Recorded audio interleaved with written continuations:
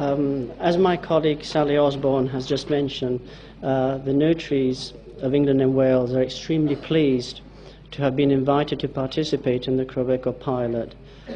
We believe that our professional role and core duties are ideally suited to deliver what is required to make CROBECO 2 a successful pilot.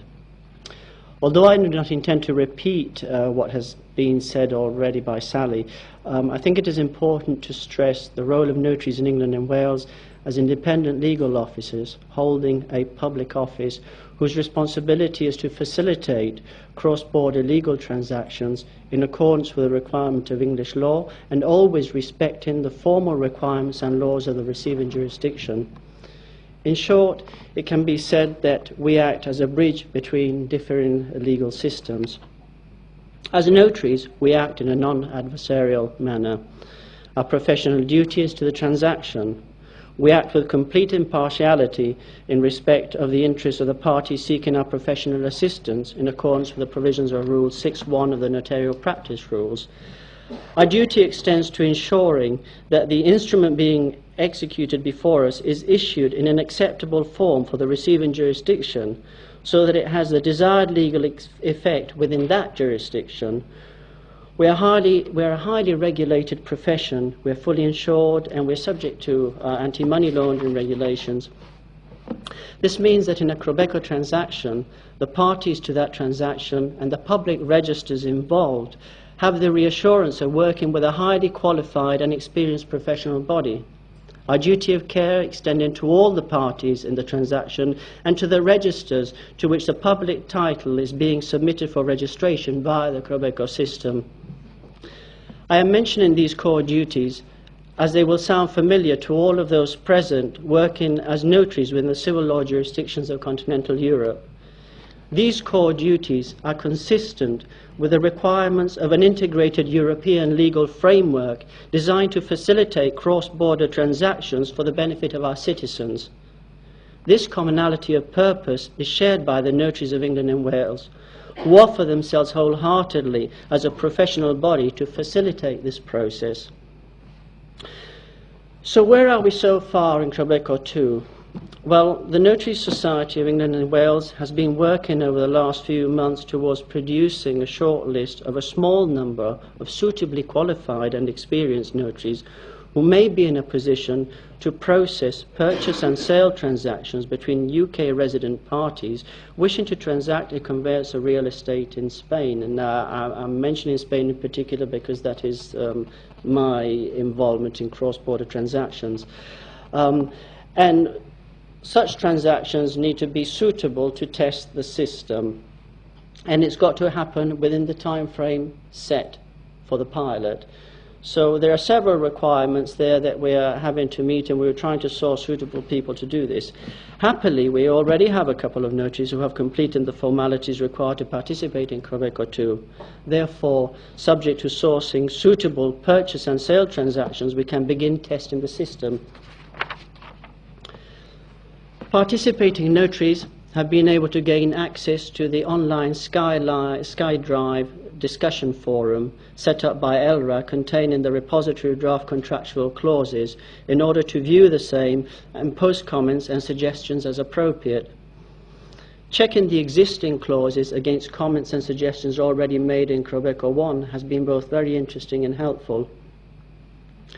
Some of the discussions we have had to date have included issues such as currency of payment. We have discussed a possible clause to provide the option to pay the price in currencies other than euros, which may include mechanisms for agreeing and setting exchange rate. The importance being that the euro is the default currency in such transactions. Apart from complying with the requirements of the receiving jurisdiction, the euro figure is needed to provide certainty for the parties as regards the transfer of tax payments, capital gains tax deductions and municipal transfer tax payments, all which are calculated against a euro value. Matrimonial regimes. We have discussed the issue of matrimonial regimes and have explained how the distinction made between community and separation of matrimonial assets does not apply in England. We have nevertheless stressed the importance of defining some equivalent to explain the absence of a regime. The reason for this is in the absence of such an explanation, we could find ourselves with some confusion in cases of a subsequent sale by a married person purporting to convey a title in the sole name. Payment mechanism. We have considered the possibility of the notary holding funds as a stakeholder, subject to a confirmation of approval by the Spanish Land Registry, in this case, of successful submission of the conveyance. This is something which has already been introduced as an optional clause in CROBECO 1. No doubt there will be more challenges as mortgage clauses contained in the repository are further developed, and then we will also have matters of succession to consider in future. Ultimately, whatever the national law of choice of the contracting parties, the law of the country in which the land is situated must be respected. So that in the case of the CROBECO 2 pilot, this is the Anglo-Spanish part of the pilot, this means that we always come back to Spanish law for the purposes of formalizing the conveyance.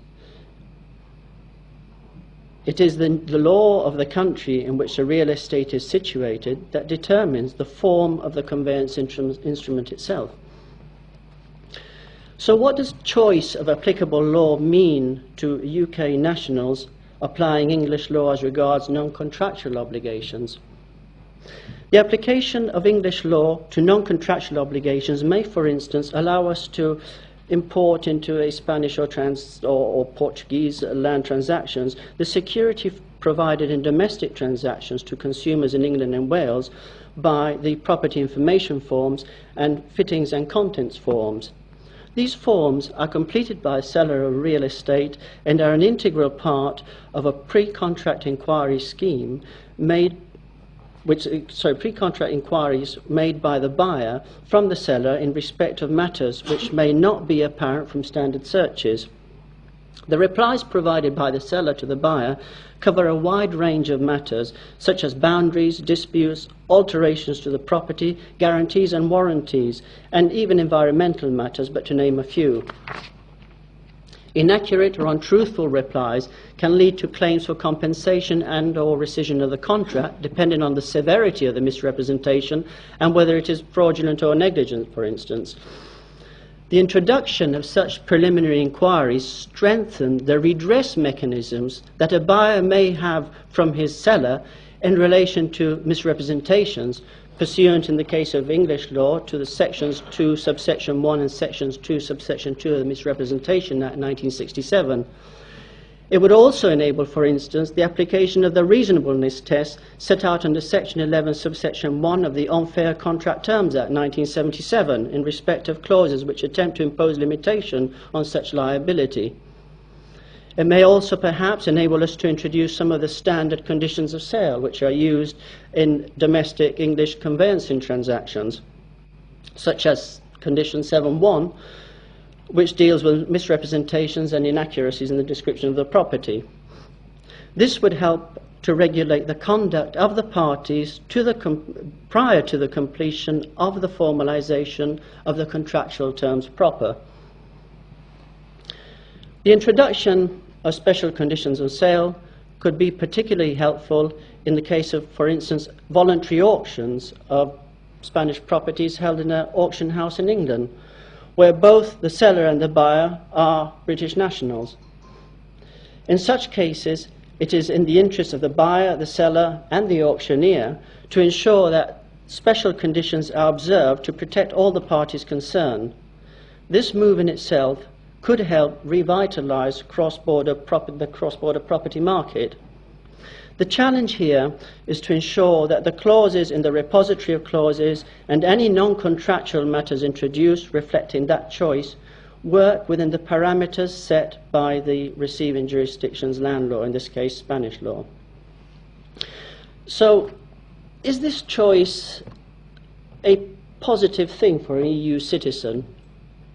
The possibility of two UK citizens being able to transact, for instance, a Spanish real estate purchase and sale in England and Wales with a bilingual deed explained by a notary in their own country and importing into the transaction contractual and non-contractual obligations which are familiar to those parties within established legal parameters, together with the assistance provided to the foreign notary by the CROBECO help desk will, in my opinion at least, be a substantial contribution towards preventing the recurrence of some of the incidents which have in the past caused foreign nationals being exposed to financial loss, as referred to by Diana Wallace earlier on today.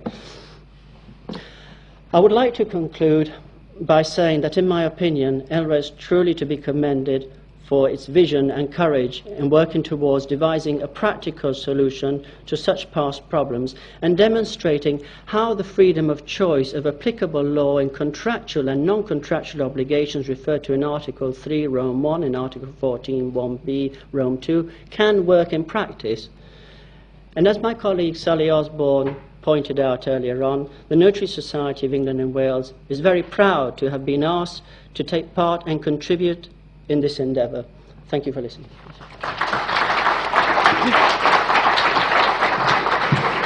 Thank you very much for sharing with us your experience and also your enthusiasm with CROBECO. I will now ask if there are any questions. Oh, someone please. Where is the microphone?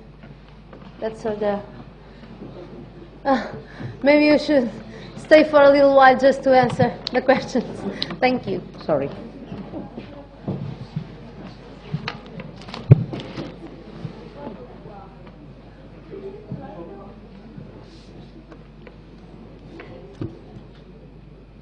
So thank you for the presentation from the English point of view. Today I'm trying to learn little bit, and I must admit I'm maybe a little bit slow, but I just try to figure out what is exactly the scope of the CROBECO project. I understand that if there are two English parties, on the one hand the buyer and the seller, then a CROBECO approach does recommend the application of English law. Now, what happens, or does CROBECO system apply as well if the seller is from Spain and the buyer is in England? And in that case, what is the justification for then applying English law as the law of the buyer? And second question, what happens if the buyer and the seller are in different countries outside the plot? For example, a Dutch buyer and an English seller concerning a plot being in Spain. What reason is there to privilege the application of the law of the buyer? I think that at this stage we're talking about it's probably not as wide as you're describing. What we're actually looking to here is actually use the provisions of Rome 1 and Rome 2 to actually allow two citizens who are actually within the United Kingdom to transact the transaction in accordance with their own national law. In my view, I may be wrong in this, but I mean at this stage I don't think it's envisaged to complicate the issue further by actually by saying to a Spanish national and a British national, you've got to choose English law. I think that that's beyond the scope of what's actually intended here.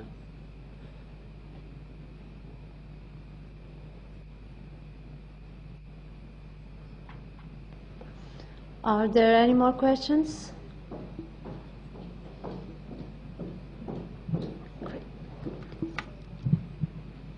Can I just add a comment on that? Well, I agree with what you say about where we are now. The point is that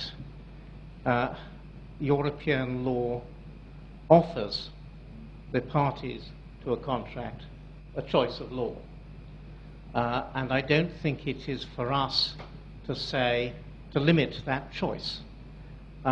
One can see the possibility, I put it no more strongly than that, the possibility that a Spanish seller aiming his properties at the English or indeed the German market might think that it helped to sell them to offer the buyer the choice of the CROBECO system and using their own native law.